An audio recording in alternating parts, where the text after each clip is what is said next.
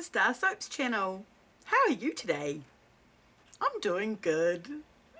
Today I am remaking my tea tree scrubby soap, and this is a custom loaf which is super cool, and it's for a wonderful friend of mine called Sarah. So come with me and I'll show you how I make it. Squee! First things first, I'm adding my cooled lye to my cooled oils just like we do every time, and giving it a light mix. Now, there's a really cool story about the lady who has ordered this custom loaf of tea tree soap that you're watching me make right now. I have taken on organising a market locally in a little side street of my town, in the main street of my town called Prospero Place. That's the little side street. And I've been trying to get local handcrafters to come along and join me. And the lady Sarah who ordered this soap is actually a crafter. She makes jewellery. And she comes along to my market. She's been to most of them. She hasn't come to some of the recent ones, but it has been really cold, so I don't really blame her. But she's been so loyal, coming along to every market, and we hang out together and we sell our wares together, and it's really cool, along with another lady who also does locally sourced gift packs, and it's really choice. So that's one way that I got to know her. I met her at a market that was being held in another town nearby, and every time I see her, even when she comes to the markets to sell her wares, she always buys some of my stuff, which I think is really cool. And she loves my soap and other products that I make as well, like my soy melts and things like that.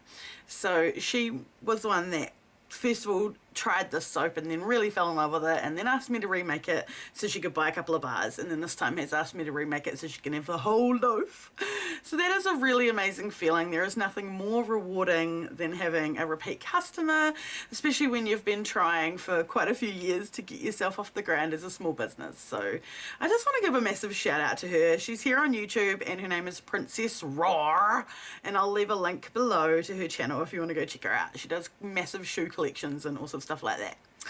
So okay, what I'm doing here is I'm mixing up all my different colours, and if you want to know what I've got in all these different jugs, you can probably just go check the last video where I made tea tree scrubby, because I did exactly the same thing this time, which it was really hard for me to do because I always do things differently every batch. I very rarely do the exact same thing, so I had to really discipline myself to make sure that everything was the same. So this layer that I'm pouring in now is the white soap that's just scented in tea tree and eucalyptus essential oils and coloured with titanium dioxide. This jug has the green oxide in it, which it's a beautiful mossy green colour but with no sparkle. And the next jug is my light green mica with jojoba beads in it. This is the scrubby portion of the tea tree soap. So we only have a little bit of scrubby portion because the jojoba beads are very, very scrubby. This is my very dark brown mocha mica, and I love it for the swirl. When I do the swirl, it really makes the swirl stand out. And then there's some more white soap going in to help to make the layers all separate and look really beautiful. And then we just keep layering up. Here's the green mica, which is a different shade again to the oxide, and it's a sparkly green. So it's again like a mossy green, but it's definitely a different shade to the oxide. So we've got quite a lot of different shades of green going on in this soap to represent the beautiful leafy tea tree plant.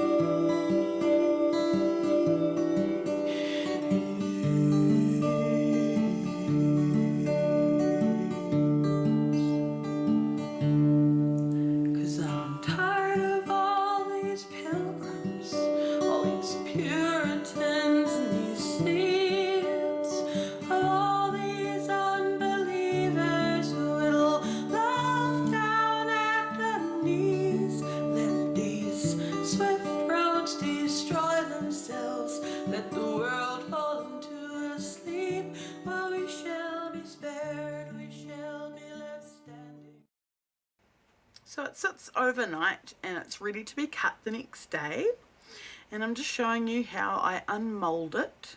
It's a very gentle, slow process, and the soap kind of just slowly comes out and I just catch it. And I'm once again using my awesome multi-bar cutter. This thing makes life really easy and I get awesome even bars and they all weigh the same, so it's fantastic.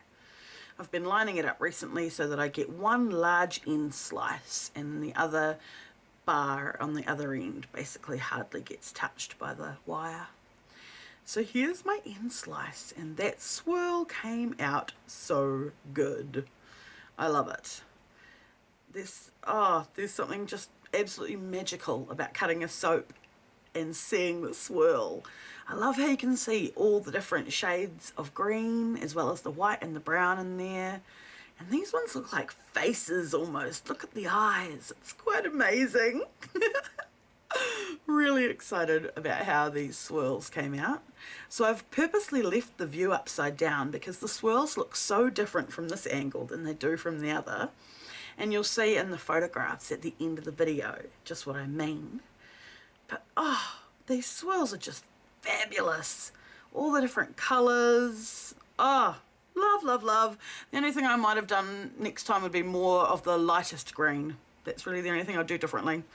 Beautiful shot of the wet soap here, and then I will show you some pictures of the cut bars. And as you can see, when they're facing the other way, they actually look quite different, don't they? Tell me below in the comment section what you see. Here is the soap after I've beveled it, and it looks really nice. It's all ready to be packaged. I really hope you enjoyed watching me make the tea tree scrubby soap again. I loved doing it. And this week I'd like to highlight Ariana Brady and her beautiful camouflage soap that she made and shared in our group StarrSoaps Family over on Facebook. So if you'd like your soap highlighted or any creation, come along and join our group and share pictures. We love to see what you make. Well, please do feel free to hit that subscribe button if you enjoyed this video, become a member of the StarrSoaps family, and feel the soapy love. Bye guys! To face what's left of